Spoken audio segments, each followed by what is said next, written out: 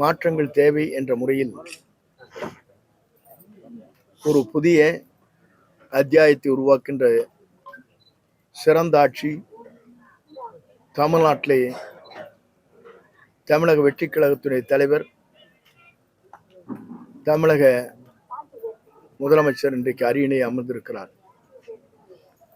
முதலமைச்சரை பொறுத்தவரையிலும் நாள்தோறும் திட்டப்பணிகளை நிறைவேற்றி வருகிறார். எல்லோரும் நினைத்தார்கள் இந்த அரசு மக்கள் சேவையில் எப்படி செயல்பட போகிறது என்று. மாற்றார் வியக்கத்தக்க அளவிற்கு பணிகள் நடைபெற்றுக் கொண்டிருக்கிறது. காலை சரியாக 10 மணி அளவு என்று சொன்னால் கோட்டைக்கு வருகிறார். கோட்டையிலே 4:30 மணி வரையிலும் 5 மணி வரையிலும் மக்களை சந்திக்கிறார். கோப்புகளை உடனுக்குடன் துரிதமாக பணிகளை ஆற்றுவதற்கு உத்தரவு வழங்குகிறார். பல்வேறு சங்கங்களுடைய தலைவர்கள், தொழிலதிபர்கள், சமூக ஆர்வலர்கள், அதே நேரத்தில் அனைத்து சமுதாயத்தை சார்ந்திருக்கிற அனைவரையும் நேரடியாக பார்த்து என்ன குறைகள் இருக்கிறது என்பதை தெரிந்து அந்த பணிகளை ஆற்றி வருகிறார். 2ஆம் தேதியிலிருந்து ஆரம்பித்து 22ஆம் தேதி வரையிலும் துறைதோறும் ஆய்வுப் பணிகள் மேற்கொண்டு வருகிறார்.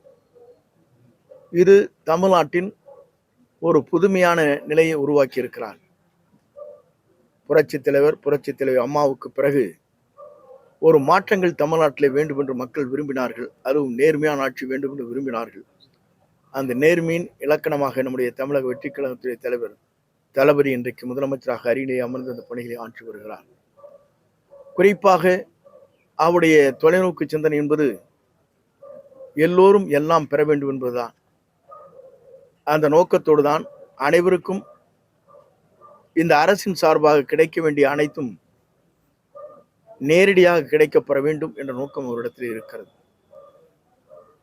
அதைத்தான் அவர் சொல்கிற போது நம்முடைய கொள்கை தலைவர்கள் எடுத்து வைத்ததை போல பிறப்புக்கும் எல்லா உயிர்க்கும் என்று சொன்னார். அவை எல்லோருக்கும் எல்லாம் கிடைக்க வேண்டும் என்பதுதான் அவருடைய நோக்கமாக இருந்து கொண்டிருக்கிறது. அதன் அடிப்படையில் தமிழ்நாடு இன்றைக்கு ஒரு சிறந்த மாநிலமாக இந்தியாவிற்கு திகழப் போகிற காலம் விரைவில் இருக்கிறது என்பதை நான் மகிழ்ச்சியோடு தெரிவித்துக் கொள்கிறேன். அதே நேரத்தில் இங்கே நியாய விலைக்கடை ஒன்று திறக்கப்பட்டிருக்கிறது. கரட்டடிப்பாளையத்திலிருந்து பிரிந்து இதற்காக 16 லட்சம் ரூபாய் சட்டமன்ற நிதியிலிருந்து வழங்கப்பட்டிருக்கிறது. இன்று பொலிவான கட்டடத்தை திறந்து வைத்து மக்கள் பயன்பெறுகிற அளவுக்கு 710 பேர்களுக்கு இதனால் பயன்பெற இருக்கிறார். ஆக எங்களுடைய பணிகள் என்பது மக்களை நேசிக்கின்ற, மக்களை நாடுகிற பணிகள் அனைத்தும் இன்றைக்கு நடைபெற்றுக் கொண்டிருக்கிறது. பேரறிஞர் அண்ணா அவர் குறிப்பிட்டதை போல மக்களிடத்திலே செல்லுங்கள். மக்களிடத்திலே செல்வது மட்டுமல்ல, அவருடைய பணிகளை சிறப்பான முறையில் ஆற்றுங்கள் என்று பேரறிஞர் பெருந்தகை அண்ணா அவர்கள் உரையாற்றியதை நம்முடைய முதலமைச்சர் அவர்கள் சட்டமன்றத்தில் உரையாற்றுகிற போது எடுத்து சொன்னார். இந்த ஆட்சி மக்கள் ஆட்சியாக இன்றைக்கு மலர்ந்திருக்கிறது, மக்களால் உருவாக்கப்பட்டிருக்கிறது. குறிப்பாக 2 ஆண்டு காலத்தில் கட்சியை துவங்கி 2 மாத காலத்தில் ஒரு சின்னத்தை பெற்று அந்த சின்னம் உலகளவில் இன்றைக்கு விசில் சின்னம் பரவி இருக்கிறது என்று சொன்னால் அந்த வரலாற்றுக்கு சொந்தக்காரர் நம்முடைய தமிழக வெற்றி கழகத்துடைய தலைவர் தளபதியை தவிர யாரும் இல்லை என்பதை இந்த நேரத்தில் எடுத்து சொல்லி எல்லோரையும் வாழ்த்தி விடைபெறுகிறேன். நன்றி, வணக்கம். நேத்து அதிமுக பாஜக ஆளுநரை சந்திச்சு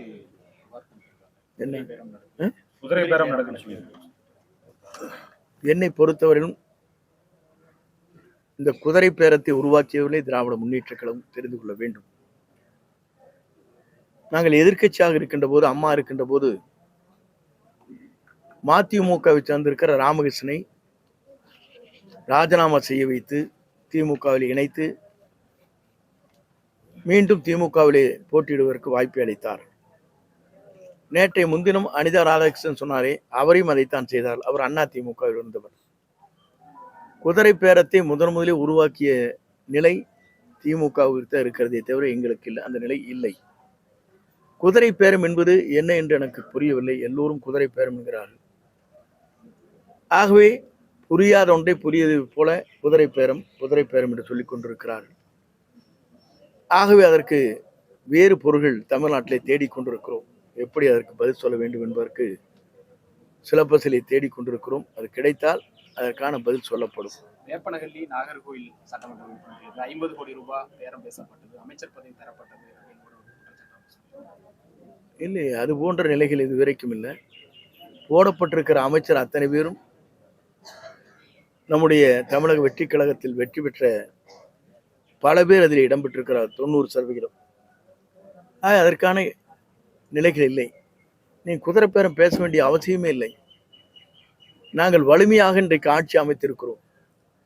நம்முடைய கூட்டணி அதற்கு வலிமையான ஆதரவை தந்திருக்கிறது. எல்லோரும் சொன்னார்கள் 96 பேரை வைத்துக்கொண்டு மைனாரிட்டி அரசு நடத்தி வருகின்ற திமுக கூட்டணி மந்திரி சபையிலே காங்கிரசுக்கு இடமில்லை. ஆனால் இன்றைக்கு காங்கிரசுக்கும் இடம் கொடுக்கப்பட்டிருக்கு, விடுதலை சிறுத்தைக்கும் கொடுக்கப்பட்டிருக்கிறது, இந்திய முஸ்லீம் லீக்கும் கொடுக்கப்பட்டிருக்கிறது. கம்யூனிஸ்ட் கட்சி மட்டும் எங்களுக்கு வேண்டியதில்லை, நாங்கள் வெளியிருந்து ஆதரவு தருகிறோம் என்று சொன்னார்.